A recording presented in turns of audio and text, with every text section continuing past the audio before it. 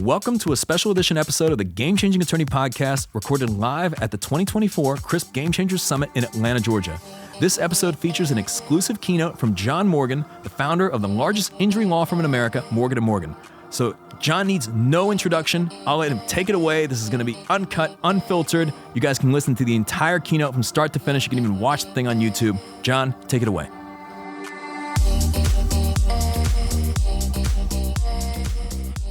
I've been in this a long time, and a lot of what I have, I learned sitting right where you're sitting, and we all do. And I think it's important that we come and give these speeches and talks to help each other because we're all in the same business, in the same boat. And so I've been in it now for a long, long time. Years ago, before I was thinking about what I was going to talk to you all about today is, years ago, I started before anybody was doing this, me and a guy named Mike Papantonio, who was my college roommate. I called him up and I said, well, let's do a seminar. Let's go around the country and let's build our own little network of lawyers. And we did a seminar called Creating a Multi-Million-Dollar Law Firm. The funny thing about that topic was I didn't really even have a multi-million-dollar law firm at the time. That looked good. And then we built together Practice Made Perfect and Mass Torts Made Perfect, which is still flourishing today. I sold out a few years ago. But so when I came here today, since my days of creating the multi-million-dollar law firm and Mass Torts Made Perfect, there's been a lot of copycats. And now when I'm on Facebook, because they got my algorithm, I get more ads to come to Market Masters and there's more organizations. So what I'm saying about what I was going to say to y'all today, all those other seminars kind of talk about those things. So when I come and give a talk like this, my goal is this. First of all, you got to be nervous when you know that you are the lead act for Nick Saban, who I consider the greatest. It's like opening for the Beatles. I'm up here with the ukulele. You're like, when is Nick Saban getting on? And I love him and his whole thought about the process. But what I wanted to do, if I come to these things, even if I'm the one of many speakers, for my speech, I want to make sure that when you all go home, that you say, that speech alone was worth the trip. And if I could do that, then I'll have done my job. So for this speech, I thought about all the things that I've learned along the way. I graduated from University of Florida in 1982. All the mistakes I've made along the way, all the things I've done right along the way, and all the things that basically have given me perspective. And perspective is a very big and important word. The first part of perspective that I want to talk to you all about is what I talked about in my first book that I wrote called You Can't Teach Hungry. I've written 2 books, You Can't Teach Hungry and You Can't Teach Vision. They were on trial guides and they were charging $90 a book, and they were more expensive than the Bible. But I've now got control of them. If you want to read them for almost free, I got them on Amazon for $1 each, so you can read almost for free. Amazon, I don't make any money, Amazon does, but if you want to get into the how-to of how I think, you can go and get You Can't Teach Hungry, You Can't Teach Vision. But the book that fascinated me as a kid was The Tortoise and the Hare.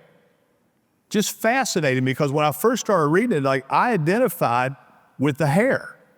That was me, going fast, going very, very, very, very fast. But as I read the book, and when I got to the end, and even though I was just a little boy, it was like, this book is going to be very important for me for the rest of my life. I used that book when I was a kid. I had a paper route, but I kept adding to my paper route because I wanted it to be bigger and bigger and bigger. But I always think about the tortoise and the hare. I didn't go too fast or too far because the lesson in the Tortoise, the Hare can be very instructional to you all today in your practice. What I learned in Tortoise and the Hare was that patience is a virtue, and that there is two different ways to being profitable and to being successful. But the one thing you can't do is take shortcuts. Everybody wants to get rich, but everybody wants to get rich fast. The one thing that I would warn all of you about, I asked Michael before I came out, I said, what's the mix of lawyers? About 80% are PI lawyers. But right now in the PI lawyer space, there's a lot of private money in here. There's a lot of private equity. There's a lot of people that are rushing in with money from Wall Street. In 2009, I did a speech predicting this, and the speech was called Wall Street Eats Wall Street. And now it has happened. Here's the perspective, number one, that I want to tell you all, which is this: there are no shortcuts. And when you start chasing, when there's a gold rush, and that's what's going on in our space right now, there's a gold rush. But I will promise you this: there'll be more people that end up with fool's gold than real gold, because it's not easy. I served on the board of Esquire Bank. I saw these lawyers take out great sums of money. I saw lawyers sign up for SBA loans, which is basically a personal guarantee from you and your spouse and your house.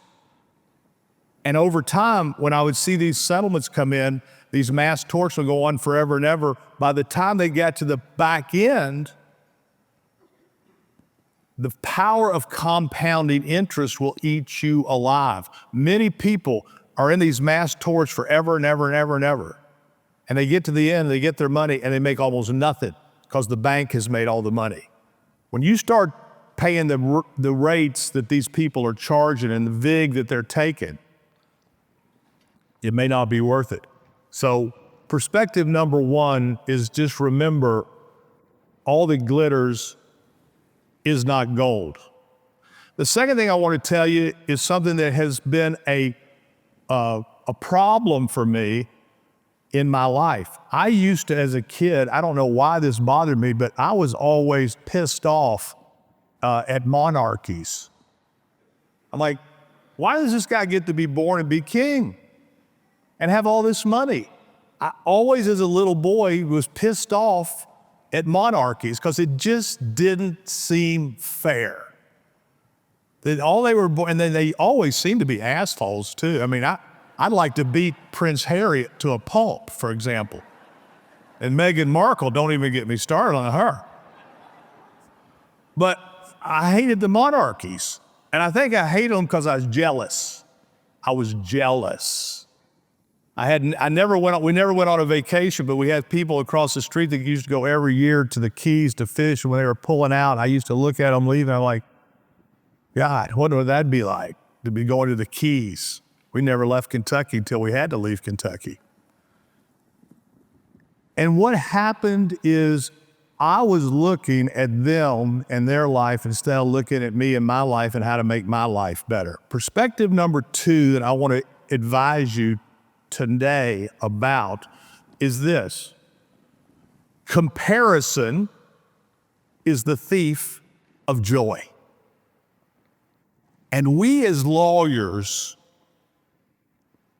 are guilty of this. We're looking over here, we're looking over there, look at him, he's got the big office, he's got the car, he's got this. And that comparison blinds us. But here's the real punchline that I found out about it. When I first started, there was a law firm that was very close to me. They were my age, and they seemed to be doing great. They seemed to be doing so much better than me. Their office was like incredible. They were driving Lamborghinis. I'm in a, fucking Nissan Maxima with a leather package and a sunroof.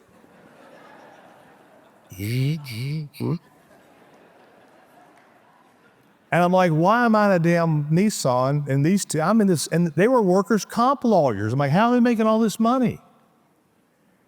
They had seats on the floor for the Magic games, and they would wait to the right moment to walk in and parade in and sit down. And I used to look at Mick and Jim, I'm like, what the fuck am I doing wrong? Beautiful, they looked like they had the good-looking Hooters girls. Now, you know, there's some ugly Hooters girls.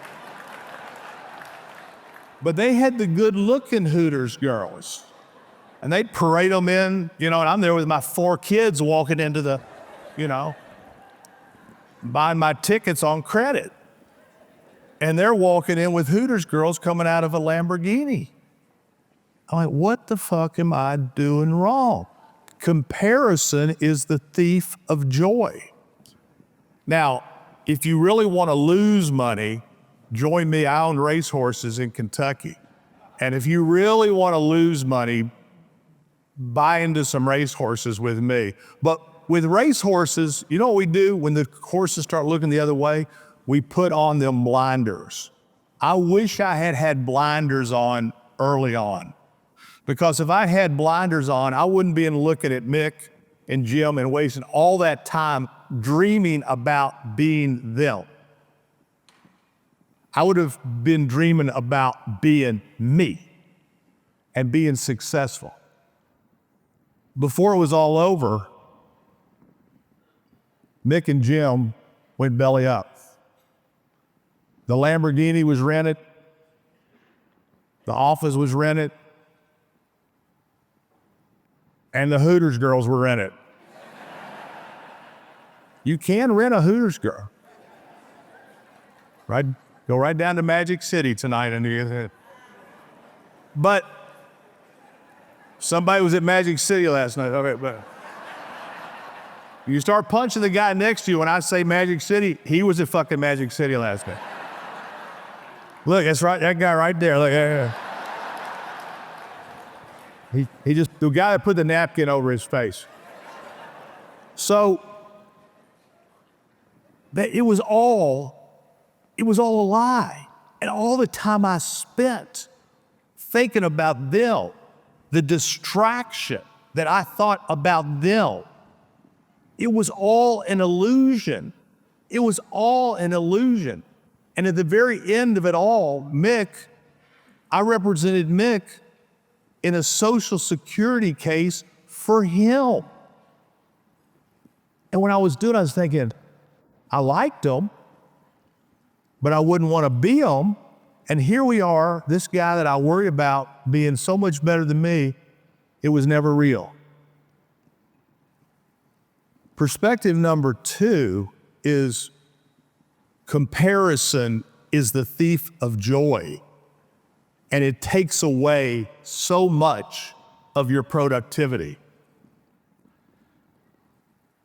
If you're dreaming for something that doesn't exist, all that dreaming is for naught. What you really are, even in this day and time when you look at the mass tort lawyers and the guys with all this, gals with all this, you're jealous of a mirage.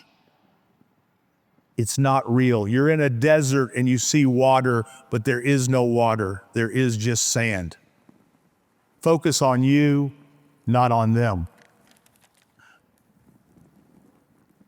One of the great lessons I had in perspective was one day at the University of Florida, and I decided to go to Mass. I went to Mass every Sunday because I was so scared of going to hell, because they told me at Christ the King in Lexington, if you don't go to Mass on Sunday, that's a venial sin, and if you have enough venial sins, it can add up into a mortal sin, and then you go to hell or to purgatory and cool off until you get to hell. But for the Catholics are laughing, the other guys are going, what the fuck's he talking about? Purgatory? Limbo? Don't forget limbo. But that's another made up bunch of bullshit.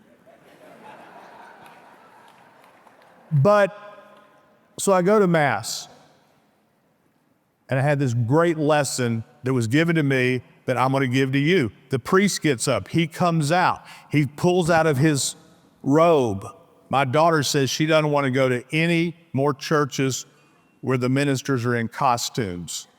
But he pulled the paper out of his robe and he said, I want to read a letter from a parishioner in West Palm Beach from their daughter. And the letter went like this: Dear Mom and Dad, things are going great here at the University of Florida.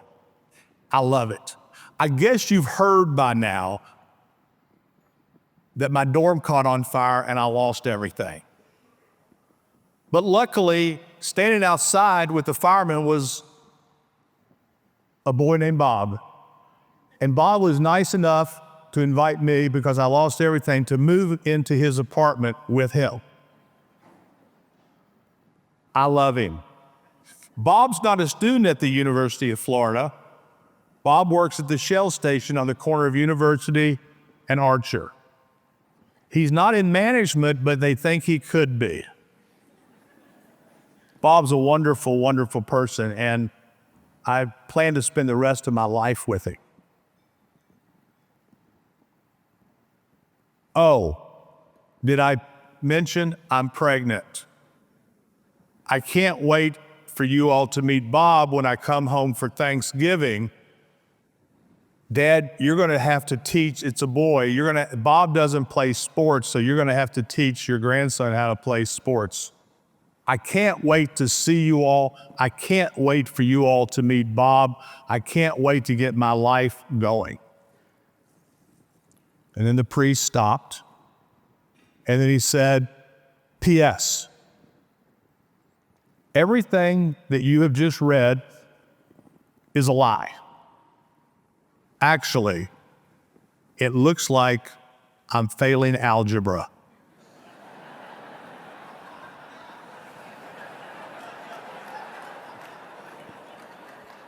Are you ready for the payoff? I just wanted to put everything in proper perspective. Just remember this. In your practices and in your business, you're going to have a lot of news that's going to come your way. And a lot of times you're going to think it's the end of the world and the end of you.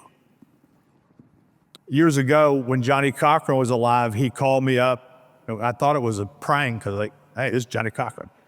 Hey man, it's Johnny Cochran. Thought you would start a law firm. And Sam Cherry was part of that firm, and Sam said something to me I never forgot.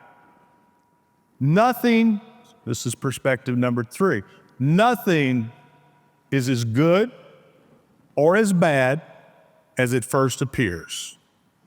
It's always somewhere in the middle.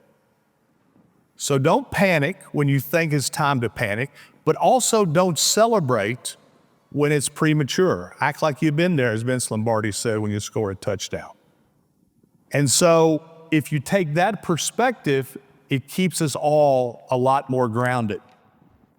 When I was a young boy, Harlan said I am old. Well, Harlan's a lot fucking older than me, so there, fuck you, Harlan. But when I was a young boy, I worked at Walt Disney World as a magician. And it was a great job. I got paid to do magic all day. But when I'd walk out onto Main Street from Main Street Magic, there was a statue of Mickey and Walt Disney. And Walt was holding Mickey's hand. And underneath it, it said, "Dream it, do it." And I looked at that statue 1,000 times. Dream it, do it. That's what you all are here today to do. You're dreaming. And the fact that you're here is a big, big plus for you, because you're here. You're dreaming. And if you're not dreaming, you can't be doing. Everybody said that Walt Disney was a visionary. Everybody says Steve Jobs is a visionary. Everybody says Bill Gates. They're not visionaries. There's visionaries who dream it, but then there's vision makers that do it. There's a big difference between a visionary and a vision maker. We all have visions. We all have things that we got in our head. When my kids were little, we'd go to Mass, we'd go to Denny's after Mass, and the crayons were always rolling onto the floor. And I spent more time with my big fat ass looking for crayons underneath the dirty table at Denny's, and it is dirty, gum everywhere. I go, gum, gum, gum. You know, like, you nasty motherfucker. But I'm down there looking for crayon, and one day I said, Ultima, somebody needs to invent a crayon that doesn't roll. One time we go in there after Mass, they bring the crayons, but the crayons are not crayons, they're triangles. They're triangles, they lay flat, they don't roll. I hold the triangle up to Ultima, I said, look, somebody has stolen my fucking idea. Think of all the ideas that you and all of you have had, the vision, but you never did it. And think of all the times you finally saw it happen and you're like, fuck. I live in Maui half the year. I met a guy out there, I was like, how are you so rich? I've just decided since I'm old, I just start cutting to the chase. How much money did you make last year? You got a tax return to back that up? But I'm with this guy, he's rich as shit from Minnesota. I said, how are you so rich? I invented something. What did you invent? The Glad deodorant trash bag. I'm like, motherfucker, is that? But think if you had that vision, that dream, think of how many other people thought, we got to get something to get this dirty smell out of the kitchen. Probably millions of us, but he did it. You can't become a vision maker just by dreaming it. And along the way to your all's vision, there are vision blockers. There are people telling you no, don't do it for a lot of reasons. There are many of your friends that would rather a total stranger win the lottery than you. There are many of your family members who would rather see a stranger win the lottery but you. That's human nature, I hate to say it. So on your way to your making your vision, you're gonna have a lot of people telling you no. You may have your spouse telling you no. You got a comfortable deal here, let's don't mess this up. No. These vision blockers will stop you, so you really have to believe in you. And you have to and I've had so many vision blockers in my life, and the number one vision blocker of all is us, you, me, fear. I was like, it's not so bad at the public defender's office. And I love public defenders. When I've been on my vision mission, I have another perspective that I want to add to you. If you're going to wait for it all to be perfect to do the deal, that you're going to be 100% certain that this is the right deal for you all, you're never going to do anything. In my tech headquarters in Brooklyn, where all the magic happens from Morgan to Morgan, we have 1,000 lawyers, 50 states, 6,000 something people. But it all happens up in Brooklyn. But I have a sign up there that's part of my mantra. And it goes like this: done is better than perfect. That's the sign when you walk in. Done is better than perfect. And if you're waiting for perfect, you're never going to have anything. So remember that when you decide to go forward. The other thing I want to tell you is this: nothing's going to happen in your business if you just sit in the office and eat lunch alone. A book I would like to recommend you all read is called Never eat alone. Never eat alone. The more you're out there networking, the more chances you have of lottery balls, the more chances you have of meeting somebody, the more chances you have of being successful and making your vision come true. Now,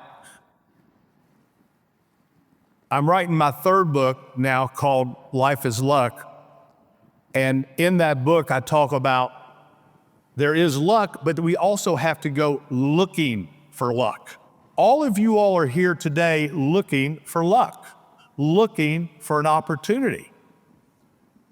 I spent so many hours and days visiting people, calling on people, cold calling. On Fridays, I used to drive to towns and walk the streets and walk in and say to lawyers, I'm John Morgan, I'm a new lawyer. What are you doing with your personal injury business?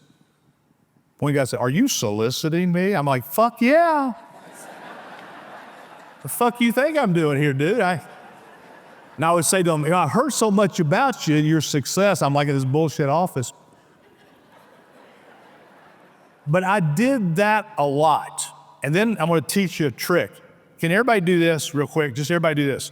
First thing I want to tell you is this. People will do whatever the fuck you tell them to do. All right? Okay? You know? And so when I'd get finished with them, I'd say to them, just like I'd say to you, take out you got a billfold? Yeah. The guy who said, is this a direct solicit? Yeah. Take out your billfold. Okay. They take it out. And I'd bring my business card out and I'd say, I want you to take this business card. Okay. Put it in your billfold. I want you to know, if you ever need me for anything, I'm there. I do it with my clients. I do it with new people. I probably had, last night I probably gave 4 Howard basketball coaches my card. I told them to pull out the billfold. So one guy, I know who you are. I played basketball with Grant Hill's a buddy of mine. I played basketball with Grant. I said, you got a billfold here? Yeah. I said, here's my card. Put it in there. Oh, okay. He didn't know why the fuck he's putting it in there. But once you put something in a billfold, you probably never take, at the end of the year, you're going through stuff to throw out. AAA, okay, I get a new.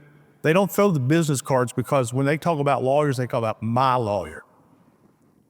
So perspective number 5 is don't ask, don't get. Now, in one of my books, and this applies to life and luck, this is perspective number 6, is you need to always ask yourself this question. Is it too good to be true? If it's too good to be true, it's too good to be true. But no matter how much we hear that, we still violate it. When I look at the back and the mistakes that I made, I knew it was too good to be true. I knew that the person I was going to do business with, there just didn't seem to be, there was something about it. I'm like, and those mistakes, when I look at those people, when I look at them, I go, they were sociopaths. And I knew it. I smelt it. I knew it. But do you know why I did it? You know why I did it? Even though I knew? Money. Greed. My own greed made me do something that I knew, or get in business with somebody I knew I shouldn't because of my greed. The chapter 1 of the book is called Dog Shit. And Dog Shit chapter goes like this, and this is for life and law. If you have ever been walking in the woods and you walk through and you kind of feel your foot slip, did I just step in dog shit?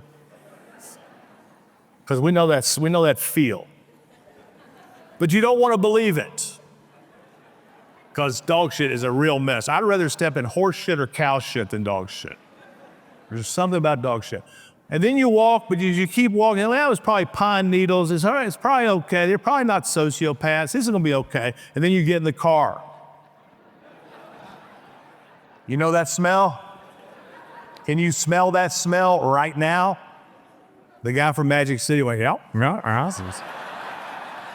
Smelt it last night. When you see that, when you smell that dog shit, you know it's dog shit. In life and in law, remember perspective number 6. If it smells like dog shit, there's dog shit. Run. Sometimes we worry about the comparison as a thief of joy, and there is something I'm going to do to help you calm ourselves, because sometimes we're comparing ourselves. You're comparing yourself to me. But you might be 35 years old and I'm 68. And you might be jealous of what I've done, but I'd rather be 35. If you ever want to feel good about yourself, just remember this about life. Life is like high school. Freshman, sophomore, junior, senior. Our freshman year is our 20s. Our sophomore year is our 30s, junior year is our 40s, and our senior year is our 50s. So if you're 35, you might be looking at me going, well, I'm 35, but I'm still doing pretty good. I'm playing on the basketball team. I'm getting some playing time. And when he's dead 20 years, I still won't be his age. Perspective is helpful when you think about it in those terms. For you who played sports, remember the guy who was in the 10th grade starting on the varsity and playing a lot and making all county? Many of you are that person. So don't be jealous of the senior who's getting ready to go on, because you're going to be better. You just don't know that. You're already on varsity. I want all of you, for perspective number 8, to come to the grips with a term called first principle thinking. First of all, does anyone here, raise your hand if you know what first principle thinking is? Raise your hand. This isn't a trick. He's trying to make us raise our hand again. I'm not going to fall for it. Say, gotcha. No, nobody knows. But I want you to learn what first principle thinking is. First principle thinking is this: we look at something that we believe is true, and it's always been true, so there's no sense in ever trying to do anything different, because that's that. It can't be done. A first principle thinker, the first one was Aristotle in the old days. He came up with first principle thinking. The first principle thinker of today is Elon Musk. Everything he does is first principle thinking. Let me explain to you how it works. He says, I want to build a rocket ship, and I'm going to take it to the moon, and I'm going to call it SpaceX or whatever he calls it. But he looks at it and he goes, why is it impossible? Because to buy a rocket, just the rocket, the shell, costs $65 million. Most people see that $65 million and say it's prohibitive. Elon Musk looked at it and he said, but what if I built my own rocket? And what if I didn't outsource? What if I built so he built his own rocket, and instead of buying a rocket for $65 million, he built a rocket for $6.5 million, a 10x.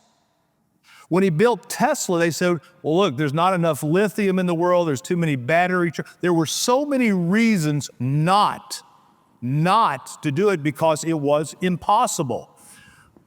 When you go back home, I want you to really study first principle thinking. When I had one of my first principle things was, I used to think, what would Google be like if it was a law firm? There's never been a national PI firm. So everything I thought about, what would Google do if they were a law firm? And my answer was they would be everywhere for everybody, every single state. It was like, that's impossible. Well, first principle thinking is about making the impossible possible. And what you have to do is you have to take preconceived notions, deconstruct them, rethink it, and build them. Uber, first principle thinking. You can't have a cab because they got to have a medallion. Uber said, no, we're just going to do it. Airbnb, first principle thinking. First principle thinking can happen in your law firms. So look around at what seems impossible, question those assumptions, deconstruct it, and then build it back up. Number 9, I want to tell you a story, because the hardest thing in our lives, in our business, is getting up and keep fighting, especially when you're tired. Especially when you're tired. It's like, I can't do it. I can't. And do you all know this day? I can't do it.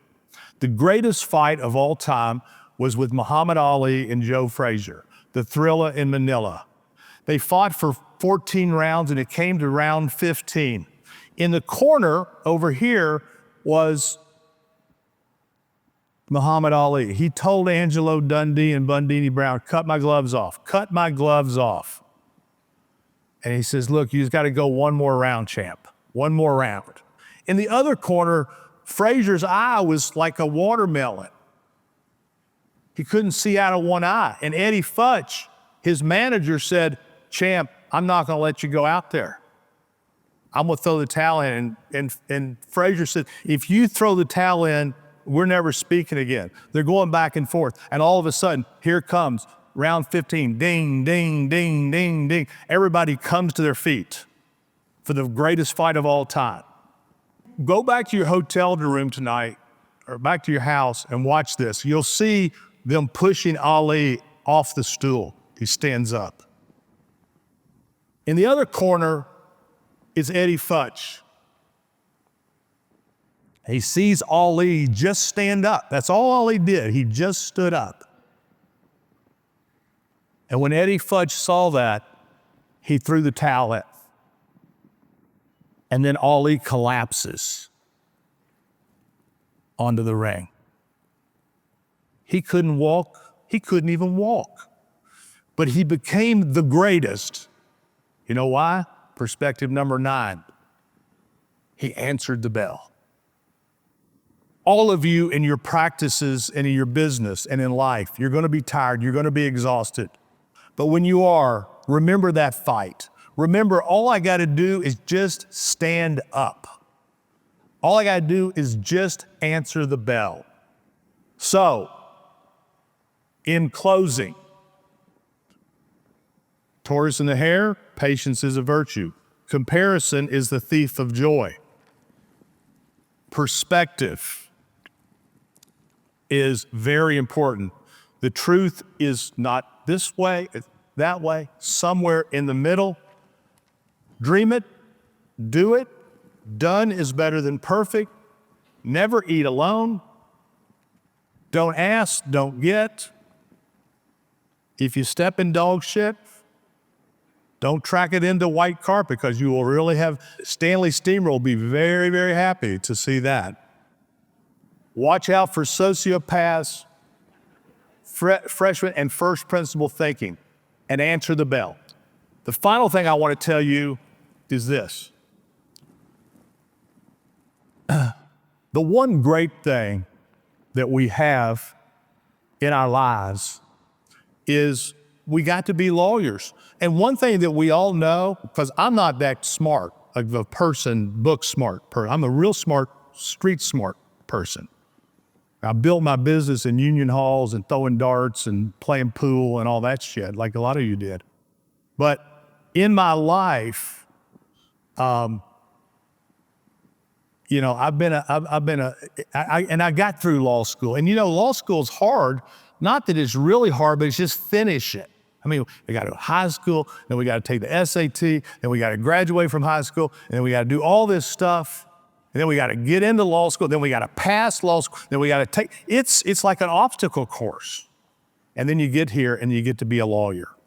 But the best thing about being a lawyer, if you take this as an opportunity, and the reason I come to do these speeches and tell you is this, because I have sat there and learned just like you might from me today, and I feel we have a duty. They call us lawyers, but they also call us counselors. We get to meet people, and in a real way, and I'm not a religious nut, but in a real way, we have the opportunity for our business to be our ministry. That we can really help people beyond their real estate closing, beyond their accident, beyond that people come and we as people, as lawyers, as counselors, have a real opportunity spiritually to make a difference in our client's life. And so there's a prayer that I love that I will close this show out with today. And it's a book. The book is called A Simple Path. It's by Mother Teresa, and it's her prayer, which is the end of the book. And the prayer goes like this: the fruit of silence is prayer. The fruit of prayer is faith. The fruit of faith is love for each other. And here it comes. The fruit of love is service. And the fruit of service, and here's the big payoff, is peace. We might think that that what's going to make us happy is money and the Hooters girls and the Lamborghinis. But you know what we're really looking for at the end of the day? You see these millionaires commit suicide. Why did he commit suicide? Because he didn't have peace. She didn't have peace. If you remember that prayer and connect the dots, not only will you be successful, but you will have a peace like you've never felt before. So thank you all for having me here. And as you go forward, I wish you great success in your firm. I really do. I want to give a huge thank you to John Morgan for taking the time to share his wisdom and insights at the 2024 Crisp Game Changers Summit.